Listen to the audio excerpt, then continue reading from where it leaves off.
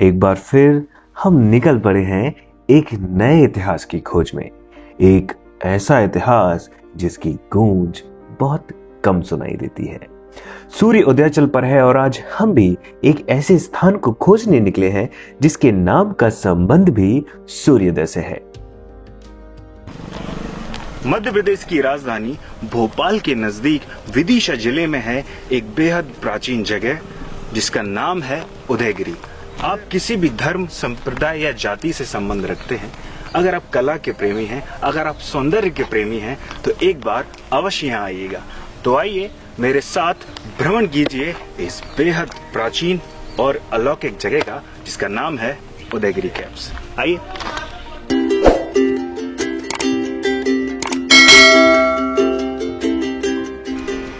उदयगिरी से सबसे नजदीकी एयरपोर्ट है भोपाल, जहां से 1 घंटे में आप उदयगिरी पहुंच सकते हैं, और सबसे नजदीकी बस स्टॉप और रेलवे स्टेशन है विदिशा का, जहां से मात्र 20 से 25 मिनट की दूरी पर है ये उदयगिरी की गुफाएं। एकांत में बसी यहाँ की गुफाओं में कला, धर्म एवं इतिहास का एक अद्भुत समावेश मिलता है। गुप्तकालीन उदयगिरी की गुफाएं स्थापत्य कला का एक बेहतरीन नमूना है। वैसे तो मूर्ति कला के विषय में यहाँ कई ऐसी मूर्तियां हैं जो विश्व भर में प्रसिद्ध हैं, लेकिन विष्णु के वरावतार एवं शेषशायी विष्णु की मूर्ति यहाँ मुख्य आकर्षण का केंद्र है। इन्हें चंद्रगुप्त विक्रमादित्य ने शकों को पराजित करने के बाद 4वीं-5वीं शती ईस्वी में बनवाया था। गुफाओं के निर्माण और उनमें देवी देवताओं की प्रतिमाओं की स्थापना के पीछे वैष्णव और उनमें जैन धर्मों के प्रचार प्रसार का उद्देश्य साफ झलकता है, साफ साफ दिखाई देता है। तो अब हम आ गए हैं गुफा क्रमांक 5 की तरफ, जो यहाँ की सबसे फेमस गुफा है।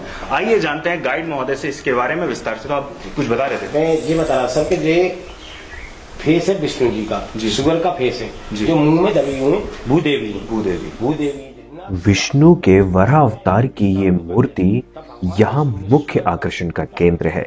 यह दृश्य एक पौराणिक कथा से संबंधित है, जब दानव हिरण्याक्ष भूदेवी यानी कि पृथ्वी को गहरे पानी में लेकर चला गया था।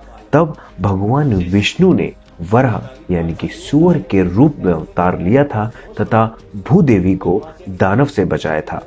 वराह ने दानव का वध करके भूदेवी की रक्षा की और उन्हें अपने दांत से उठाकर ब्रह्मांड में उनकी जगह पर पुनः स्थापित किया। जब पृथ्वी माँ को निकाला है तब पूरे देवता लोग खुश हुए थे। पूरे संगीत वगैरह जो सब पूरा करा। तो ये इस तरफ जो दिखा रहे हैं वो देवता लोग संगीत बजाते हुए दिखा रहे हैं। ये खुशी ऊपर जो दिखा रहे हैं वो लक्ष्मी जी पंखा करते हुए दिखाई गई हैं, और वो है और वो भूदेवी हैं जो उनको वो मुंह से पकड़ के निकाल के लेके आए। मुंह में दबी हुई हैं भूदेवी। कमल दिखाया गया है कि ये गले में क्या है? बैजंती माला है। ये बैजंती माला पूरी क्रिया दिख रही। कलर भी वही है, नेचुरल कलर है जी। और ये कलर दिख रहा है आपको, जो लाल कलर है, ये नेचुरल कलर है। ये कोई बाहर से रंग रोगन इसका नहीं किया गया। एक नेचुरल कलर की तरह ये आजीवन, मतलब जब से ये मूर्तियां बनी हुई, करीब 4वीं-5वीं शताब्दी का इसका निर्माण हुआ है। 5वीं शताब्दी की ये मूर्तियां हैं। आप देख सकते हैं इनका रंग। गुप्त काल की गुफाएं धार्मिक मूर्तियों की बारीकी और भव्य नक्काशी करने वाले कारीगरों के कौशल का प्रमाण है।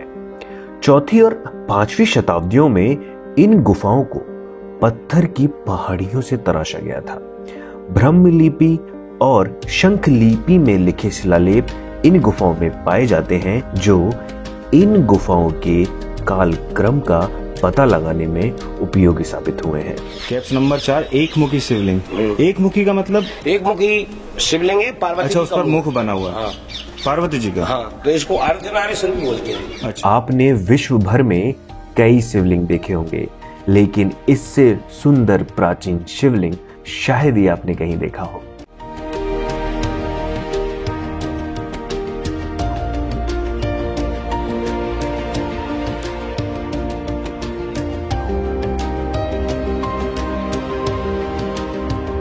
इस गुफा में एकाश्म पत्थर में काटी गई यह प्रतिमा शेषशायी विष्णु की प्राचीन एवं बड़ी प्रतिमाओं में से एक है।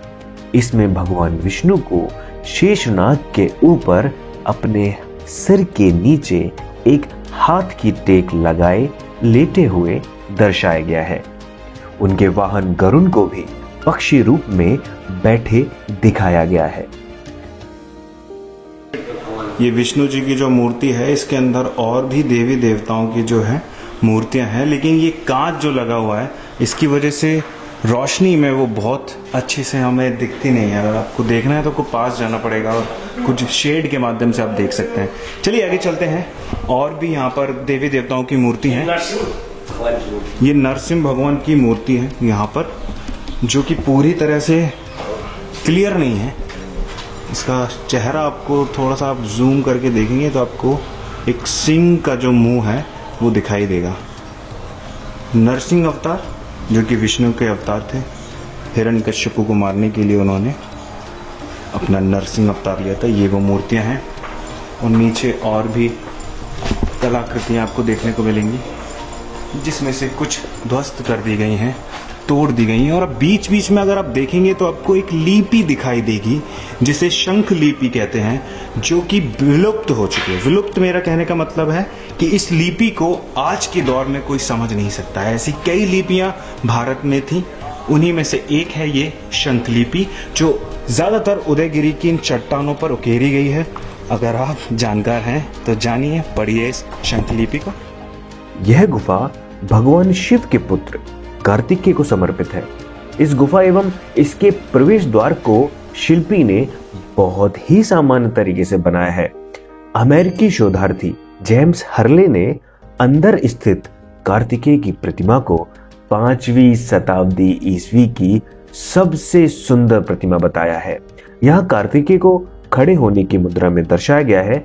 इनके दाएं हाथ में भाला है और बाएं हाथ कमर के पास रखा है। ये एक शिवलिंग, इस मंदिर के अंदर एक शिवलिंग है जो कि चौकोर शेप में है, एक चौकोर आकार में। आपने अक्सर जो शिवलिंग देखे होंगे वो अक्सर गोल आकार में देखे होंगे, लेकिन यहाँ जो शिवलिंग है वो चौकोर है। और एक और खासियत है कि उसका हर कोना यानी कि जो एक फेस है वो एक दिशा की तरफ इशारा करता है, यानी कि दिशा को बतलाता है। अब आप सोच रहे होंगे कि वो पता कैसे चलेगा वो कौन सी दिशा की ओर इशारा कर रहा है। तो यहाँ पर ये ऊपर लिपि लिखी हुई है, आप देखेंगे इस तरफ, तो यहाँ पर ये लिपि लिखी हुई है। तो इस तरफ की लिपि से यहाँ की मूर्तियों के बारे में आप जान सकते हैं कि ये किसके बारे में है, क्या कहती है ये मंदिर के बारे में, ये सब आप यहाँ से जान सकते हैं। और ये जो मूर्ति देख रहे हैं ये देवी माँ की मूर्ति है, जो महिषासुर का वध करते हुए दिखाया गया है। तो ये साक्षात देवी माँ है।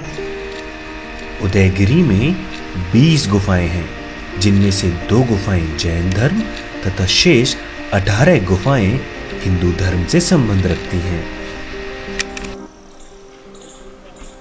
ये शिव टेम्पल हमने देखा। अभी हम ऊपर जा रहे हैं जहां पर बहुत सारी गुफाएं हैं।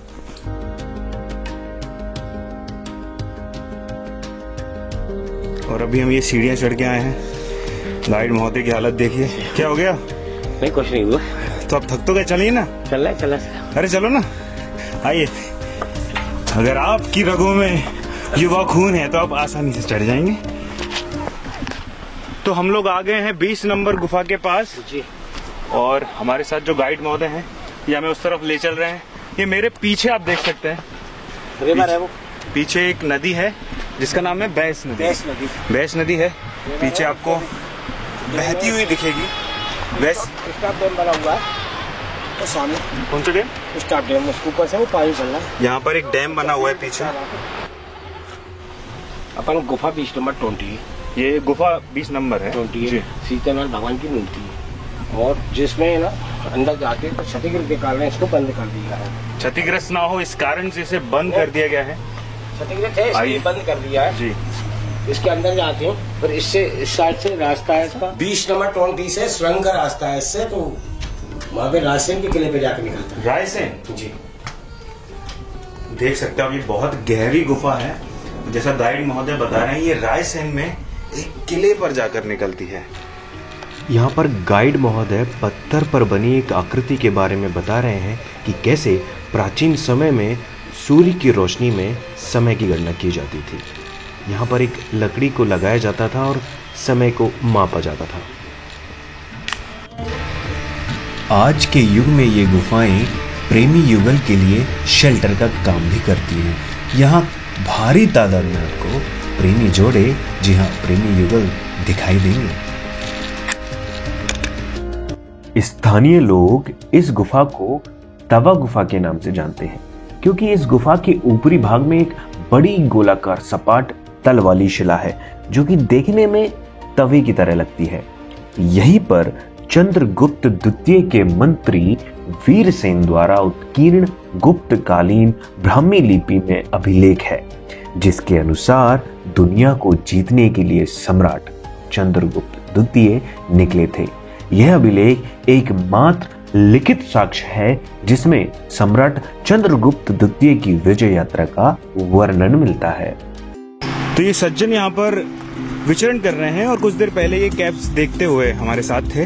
तो आइए जानते हैं इनका नाम क्या है और कैसा रहा इनका उदयगिरी का अनुभव। सर आपका नाम क्या और आप बताना चाहेंगे कैसा रहा आपका आज का अनुभव? मेरा नाम भारत भार्गव, मैं इंदौर से आया हूँ जी। अनुभव तो काफी अच्छा रहा जी। बस थोड़ी थकान हो गई है जी। क्योंकि काफी ऊपर चढ़ना पड़ा फिर उतरना पड़ा जी। बाकी ये सब देख के प्राचीन मूर्तियाँ, मंदिर, गुफाएं और पीछे जो नदी है जी, ये सब देख के थोड़ी सी थकान कम महसूस हो रही है। मानसिक राहत मिलती है। हाँ, मानसिक राहत मिलती है कि अपन इतनी दूर आए, कुछ अच्छी चीज देखी अपन ने, कुछ प्राचीन चीजें देखी जी।